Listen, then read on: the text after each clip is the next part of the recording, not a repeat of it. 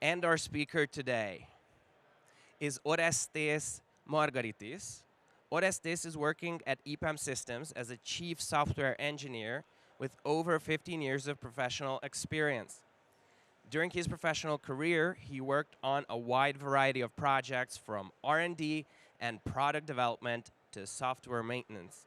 His articles at dzone.com are sharing his obsessions with technical excellence from various fields. As a speaker, he has more than 45 presentations behind his back, so he's experienced. And 18 of them were done at public events and conferences.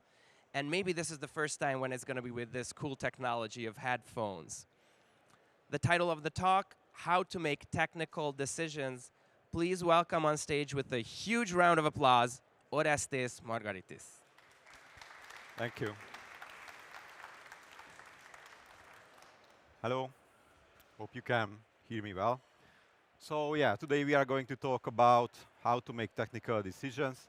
And I assume because there are a lot of people is around here, all of you make technology choices. This is totally normal because this is actually part of our everyday life in every phase of the project. But just to have a recap about what kind of technology choices are we talking about, let's have a couple of examples. So you simply just have to choose between a container orchestrator or a storage engine. Do you want to have a traditional relational kind of approach or a NoSQL solution? You should pick a build system. Is it something like an obvious choice? Do you want to think about it a bit more? Or the famous implement versus reuse example. All right. So in the beginning, let's have a small exercise. Okay, so I want all of you to recap the worst technology choice you ever made so far. And also try to understand how bad it was now retrospectively, understand all the feelings, all the struggle went with that. Okay, so this is for sure not really a pleasant feeling. But let me help some of you with some examples of what I made. So for instance, we went on for years and years implementing our own persistency layer. And worst case, this was in PHP, in that age when PHP was totally incompatible with that kind of technology. So it killed our latency, it killed our performance. It took a lot of time to load up the data.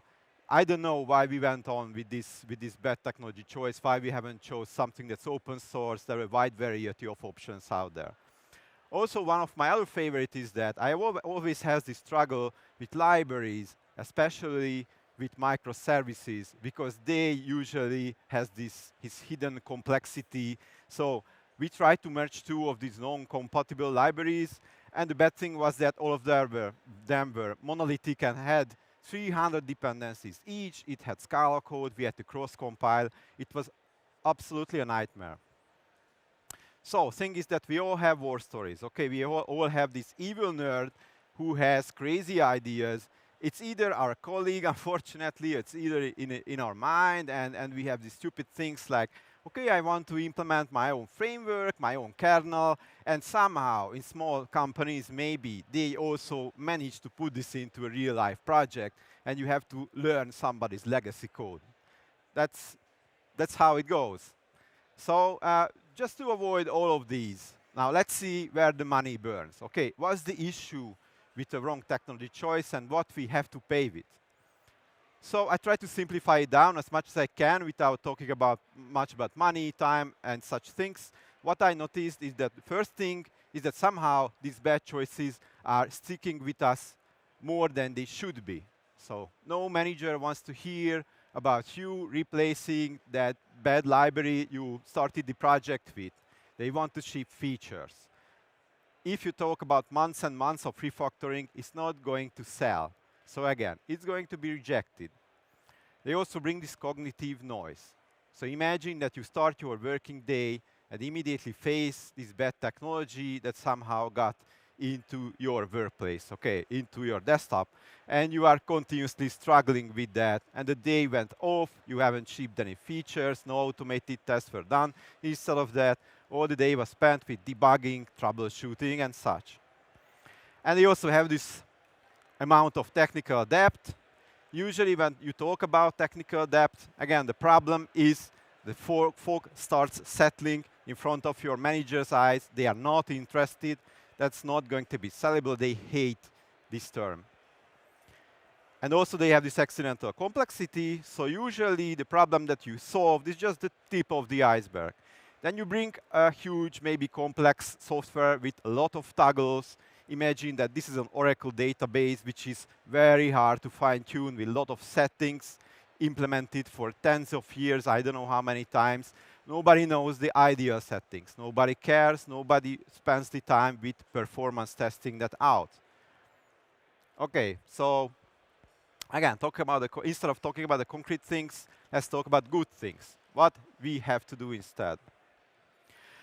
So simply said, a good technology choice should just fit in its place as a puzzle piece. It just solves the right problem and shouldn't do anything else instead. Okay, so the interfacing is matching perfectly with its surrounding, and it's not bloated, it's not a huge something, it's not complex. It just works. What do we need for this to be able to pick the right solution?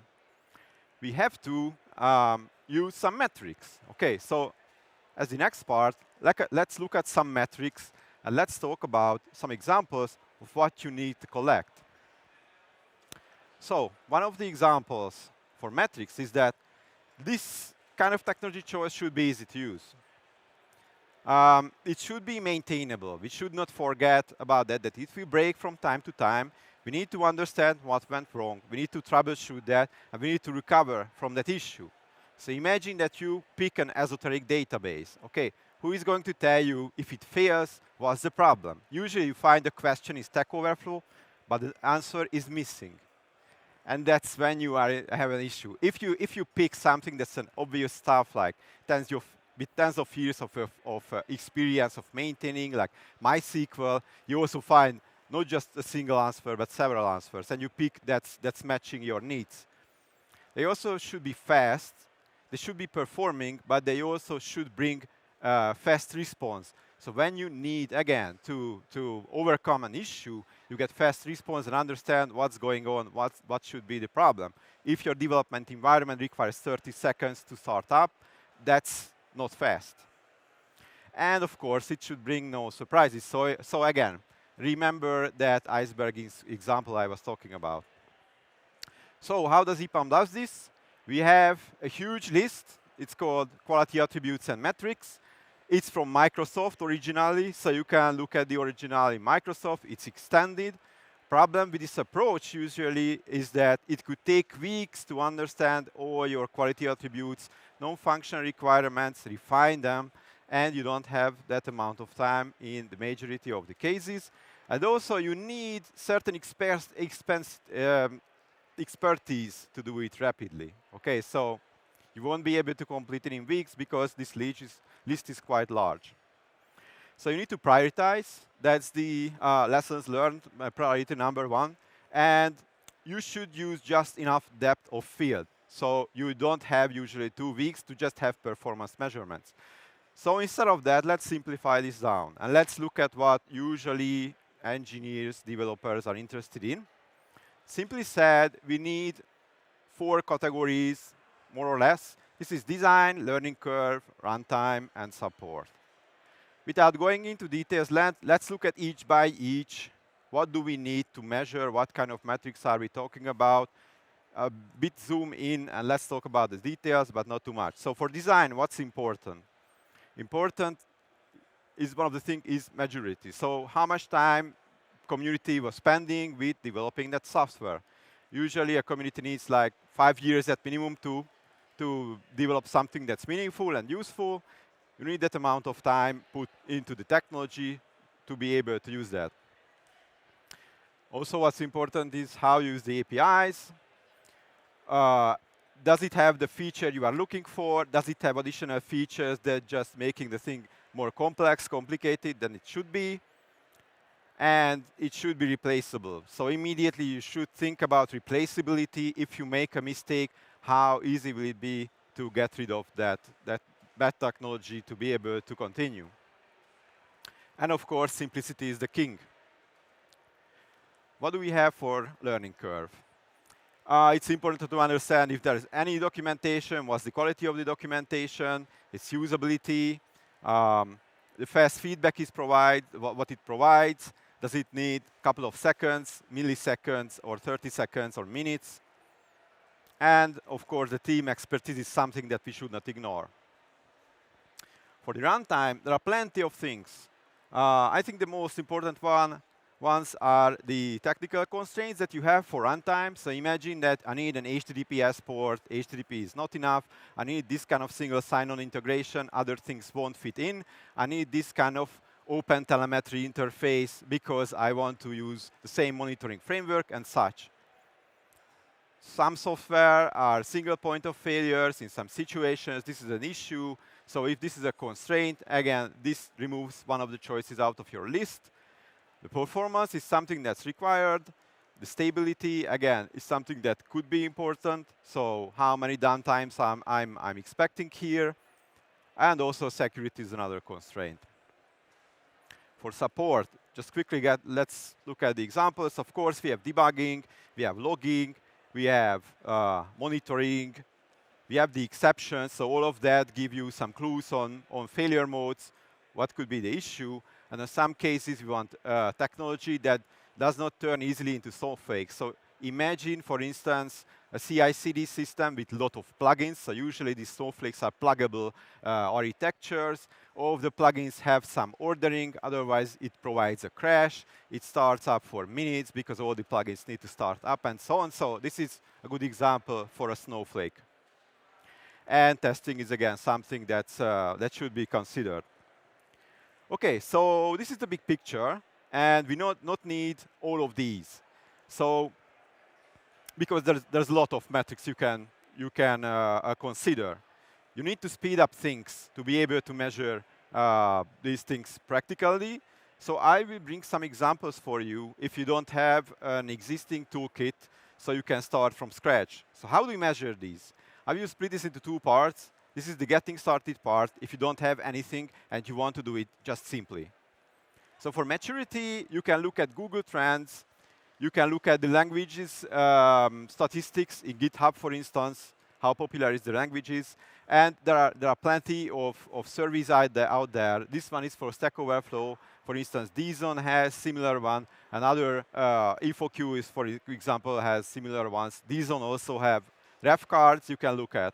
So just look at the statistics as well. And don't just rely on your opinion. Now, for the technical constraints and feature richness, a simple checklist is usually something that's doing its job. For design, simplicity, API, and stability, the best thing to do if you don't have anything else, just do a static code analysis. Try to understand if there is any issue. Try to collect all the statistical information. Maybe it's something that you can present. For stability, I usually look at the insights if this is a public software. It gives you some understanding on, OK, if there is an open issue, how much time is required to close each issue, how rich is the community. And if there's an issue tracker, look at the open issues. Maybe there's something that's not resolved that's coming in the next version, and you need to delay or you need to look at alternatives. OK, performance has a couple of things. If you don't want to use your own performance measurements because it's expensive, it costs you time, you can look at existing benchmarks, but you have to understand how those benchmarks were made. So looking at benchmark is not obvious. It does not bring you an obvious result because maybe the benchmarking was measuring something differently. One of the other things I like to look at is this. There is this tech empowerment website where they collect the performance of the well-known frameworks. This gives you some basic understanding of the latency, of the throughput, and you can use it, for instance, for capacity estimations. OK, so for security, please at least look at the open vulnerabilities you need to deal with for every library. For instance, in some cases, and I suggest this to everybody, don't go out with a library or with a technology that has high or critical open vulnerability and it's not fixed. OK, so now let's look at a practical example, just very quickly. So how do you pick, for instance, a container orchestrator? Should I look at something that's more complex, like Kubernetes because that's the obvious choice. That's what everybody is using. Or is it enough if I'm just a small team, if I go with something that's very simple, like Docker Swarm, and don't have all these toggles to fine-tune, don't have these complicated settings. So first thing you can look at is, let's say, the deployment descriptors. So what if I pick up the right one?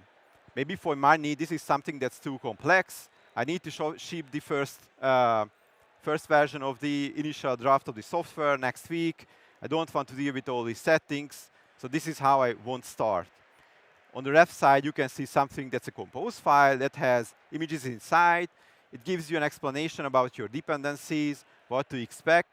So again, it depends on the context. So let's say, again, this is the big map of all the measurements you want to make. You just pick the relevant ones and try to minify this kind of scenario as much as you can. So if this is the three of the measurements that you took, it's simplicity, usability, and fast feedback, because you don't need something more complicated. It's totally OK to don't go out with Kubernetes because it does not meet your needs. You consider how much time would you need for migration. Not much, because containers can run also on the other runtime. So we are done. OK, a couple of advanced techniques. If you think that this is too simple for me, I need more juice. You can do something that's capacity planning. For me, this is something that can be an endless tunnel. So you can spend plenty of time with capacity planning. It won't be precise, no matter how much time you work with capacity planning. A couple of thoughts on how to do this properly. So usually capacity planning is model-based. You need to rely on existing measurements somehow. For instance, existing performance metrics. It won't be so precise. You need to check service level agreements if there are any. Check the latencies if you have any number, round trip time, for instance, in two parts of a cloud infrastructure. You should also look at cost estimations. Again, could spend days with that. And check the limits and quotas if you are not hitting any hard limit for your cloud provider, let's say. So some examples, usually I use, there are plenty of websites out there. I measure the latency between two edge locations if it's required. It gives you an estimation, for instance, on your replication lag. How much time do I need? How much time do clients need? If you have a low latency requirements, you can't go out with certain setups. There is also queue modeling. That's a very interesting topic. I won't talk about those in details, but with some tools and libraries, you can build these nice queue models that help you understand if you are meeting the throughput, the latency requirements, without having a performance test for days or week or with an expensive budget. You can do something like an availability calculation. I use, again, my own software. That's an availability graph. It considers how many instances I'm running. It's based on existing availability numbers, and I can calculate the total expected availability based on those numbers. So I work mainly with AWS. I usually check the AWS pricing calculator and check if the existing solution will fit into the budget or not. And also AWS, for instance, has this common search for all the SLAs. You can see, for instance, an SLA for DynamoDB. You can understand that, OK, it provides you 5 nines availability, but other components might not. OK. Again, one of the advanced techniques that I like is using architecture decision logs, architecture decision records. There's a lot of templates out there, and it's very easy to introduce. Please snapshot your decision for the future of engineers or for your colleagues. Spend some time with that. And I also encourage you to run your own technology radar. It does not have to be so sophisticated. So, for instance, InfoQ has a template for that. I think also that probably this is from ThoughtWorks. They also have a template for that. And EPAM also has a technology radar. So if you are interested, you can register for free and check if the target technology has enough popularity. Is it a downgrading trend? Are there any alternatives and such? But it's very easy to introduce your own. You just need a couple of statuses. At least it should be filterable, searchable. So anything like an Excel file or Confluence would do. Just capture where you picked those technologies, what are those that you are evaluating, who is going to evaluate those, and such. It helps you to scale out making these decisions. OK. I hope slides are not frozen. All right. Now, at the second half, let's talk about the approach. Okay, so how do we make these decisions? Because there are enough, I think, rational material, but the approach itself is also important. So this should be a best first approach. We should be able to investigate as many alternatives as possible and avoid us digging too deep into that specific option and spending days and weeks with just investigating one thing. Because the more alternatives you select and you choose, and the more measurements that you investigate, the better. But we don't have a single month, or we usually don't have several weeks. So what helps here? One of the things that I recognize helps is lean techniques. Especially two of the lean techniques, these are called set-based design, and the other one is called the last responsible moment. So simply said, this is about delivering as fast as possible, but at the same time trying to defer your decisions, deciding as late as possible. So how do we do that? You have to go in parallel. So imagine a situation where each engineer or each subset of teams picks its own metric you want to investigate, spends 1 or 2 weeks with investigating that. Then there is a summary. So we go in parallel, everyone just focuses on one thing, and at the end, we try to choose the best option, the best alternative. Maybe there's something ideal in the middle, maybe we have to make trade-offs, but at least with this approach, not just a single person tries to struggle with making the right choice and with all the measurements. Okay, so for the last responsible moment, how we can defer our decisions if there's not an obvious ideal thing that we can pick, an ideal technology. So we need parallel dependencies if this is possible, if this is not too complicated. At the same time, you need to abstract out this technology choice. Feature toggles is something that's very important. So you should hide this decision behind the feature toggle. You should be able to turn this on, turn this off, even in production if it's necessary. This leads, for instance, to other advanced techniques like A/B testing, for instance. And deprecation is something that you need to deal with. So if this is a public-facing technology, then your deprecation might take weeks and months and might be very, very expensive to do. Okay, so as the last part, I say that we have still a missing key ingredient. And this is not AI, not ChatGPT. So I try to use these technologies, large language models for technical decisions. Actually, they were not really helpful.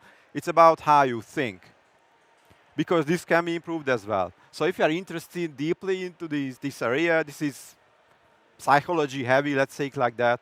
Two of the things that I recommend is, one of the books is How We Decide, the other one is Emotional Intelligence.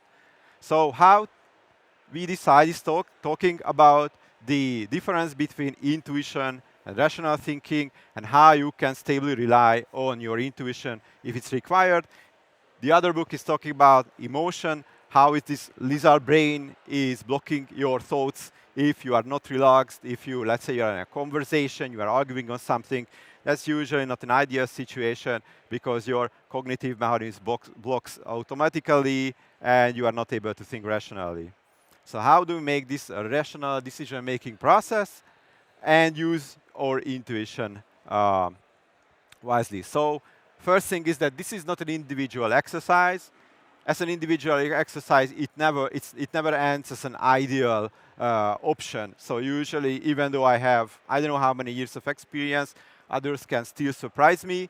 So at least share your choices, your alternative. That's why you have architecture decision records, logs. That's why you can have a lightweight tech radar. So share your decisions and the reasoning behind that, especially. It's okay to use your intuition if you don't have time, especially because this is a shallow investigation, and this is a breadth-first exercise. Remember that. So it's okay to say that we can go with this choice because we did not have any time additionally to investigate this, but let's try to make the damage as minimum as possible if we need to replace a specific technology. Remember that this is a breadth-first approach. If you are just spending a couple of days with a single measurement, and if this is not a team exercise, you are not going to finish in time. It's just going to be stressful. You are not going to remember emotional intelligence, so you are not going to use your cognitive power at maximum level. The technology choice is not going to be ideal. That's why you need to prioritize the alternatives or the metrics you want to measure and just focus on those, but use a bet-first approach. And the last suggestion is that this is a collaborative exercise. So if you pick some collaborative practices during meetings, it would help. Okay, and remember not to argue, not to push your own choice just because you spent tens and years with that. It's okay to innovate. It's okay to pick alternatives. So as a recipe, how can I summarize? As my awesome decision-making recipe, this is just a recipe, so treat it like that. So it does not mean that if you have a recipe, you can cook the same food. It's just a set of ideas. Okay. So getting away from the computers, this is nowadays not going to happen, especially in the age of remote working. So this is out of the list. But remember that Googling out or ChatGPTing out the solution is not going to work. Others won't tell you what's the best choice because it's always context dependent. Don't pick too much metrics. 7 if you have, let's say, a month, 1.5 months. 4 or maybe 3 if you have 1 or 2 weeks. And I like brainstorming. It's okay to use brainstorming in a session if you can, remotely, for instance, because it can bring some crazy ideas that turn out to be not so bad ideas. And they help to innovate as well. Collect the measurements. So again, try to be rational. This can be an offline exercise. Try to split this up in your team.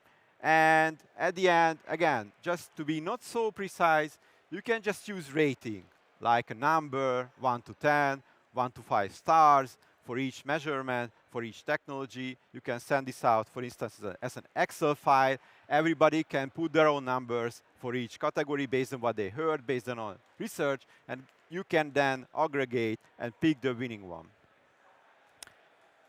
And if you have disagreements, you still have a couple of lean techniques like abstraction, like feature toggles, A/B testing, and such. Okay, so in a summary at the end, what I can say is that how to make technical decisions is really about the approach itself. It's not about what you pick. What you pick is not important, and you have to be good in the process itself. So you have to speed up the process for yourself to be able to be effective. You have to be able to understand a set of technologies at shallow level. So it's totally different as coding for that specific technology because you won't reach for that advanced level.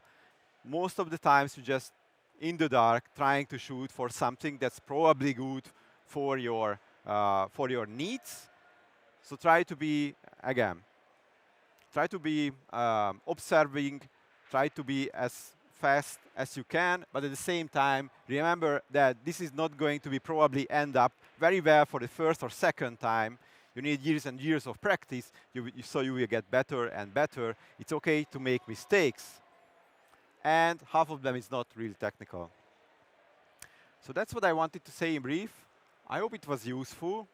Now, I think we still have time, right, for some Q&A. So time to ask some questions.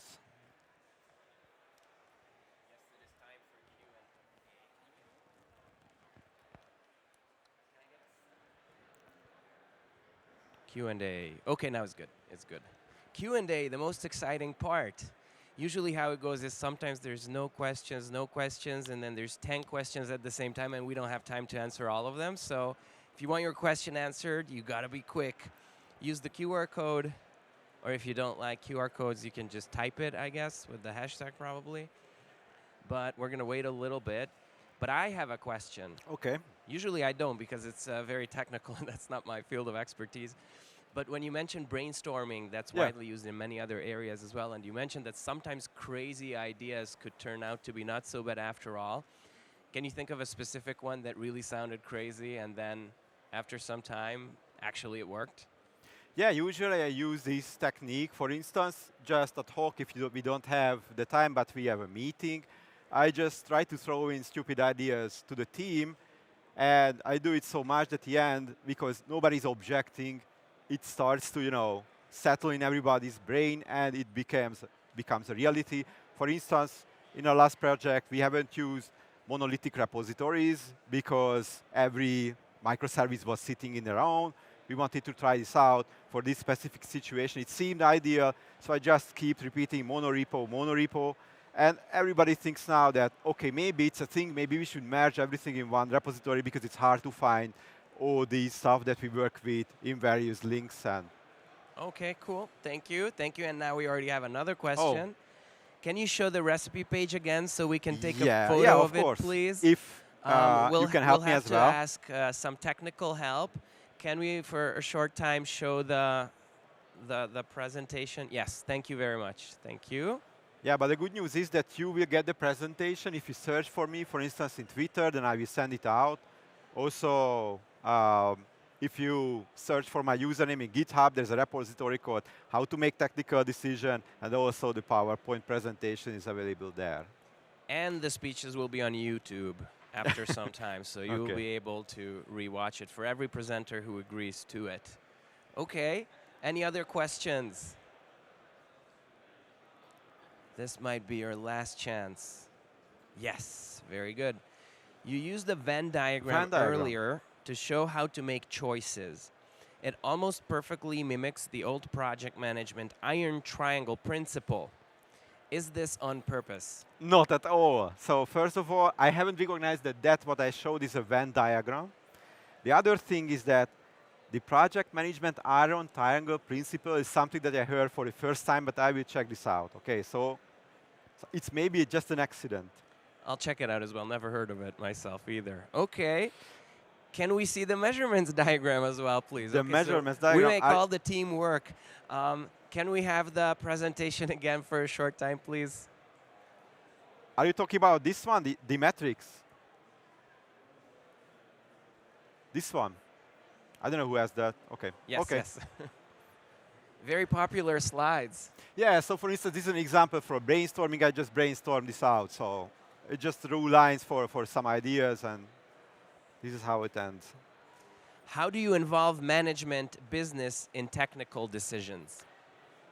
It's difficult because they usually think in numbers. So what I noticed is that if you are able to translate your decision into numbers, they usually better accept that. So it's okay to show up, for instance, or talk about technical depth, but you have to show them statistically. So for instance, in one of the cases, we opened up technical depth tickets, but we showed up a trend line for them. And that's just an endless exponentially increasing something. And for instance, this can be convincing. Another thing, for instance, is if you have cost estimations. Nobody wants to pay $500,000 in a month, for instance, for cloud infrastructure. Maybe they do, but what I recognize is there are some limitations on what they want to spend. So this is what I do usually. Okay. What's a good measurement to know that I dig too deep into a single alternative and I should move on? Yeah, first of all, you can use a time-boxed activity. So you have to understand how many days, weeks you have, always. Try to minimize it into one or 1.5 months maximum. That's a huge amount of time if you are just working on a single decision for that amount. All right, the other one is using your intuition. So you usually get better and better in this, but you need to practice. So there is not an obvious answer for that. For instance, for some cases, you need to build software. You need POC, you need a small sample code. It might, again, require days to understand that and to build that. But maybe that's too much. So if it turns into a real software with automated tests, you are doing too much, obviously. Okay, we have a new one. Okay. What is the best form of a brainstorming meeting? Okay. How do you manage the ideas? Yeah, that's a good one. So what I like to use is some sort of a mind map. We start with some core idea or something in the center. Then we just break this down into multiple options and alternatives. And usually I explain the rules in the very beginning. I tell them that there are no stupid ideas.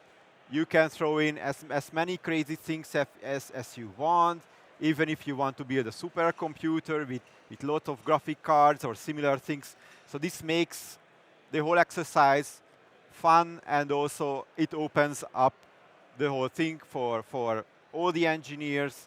it's a good icebreaker as well. So you can start, for instance, writing something in the center, then immediately with a crazy idea that's your own, write it down and show that, okay, we are not ignoring any options. And during the first phase of brainstorming, you don't reject anything just because it does not fit into the picture. You can say that, okay, you should not actually judge your decisions themselves. Everything should have its own part. The judging and removing those which are outliers should be from the second phase. But again, it should be a collaborative exercise. You should do it together and discuss why an alternative is eliminated. Last chance to ask a question. Okay. No now questions. It's very hard to decide if people on their phone, are they texting someone or are they asking a question? We will see. We will see. Okay. Maybe it was a text. So thank you very much. Thank you as well. Thank you for your presentation. A round of applause to Oresztesz, please. Thank you. I hope it was useful. And for those of you interested in brainstorming, that's kind of like my area in software.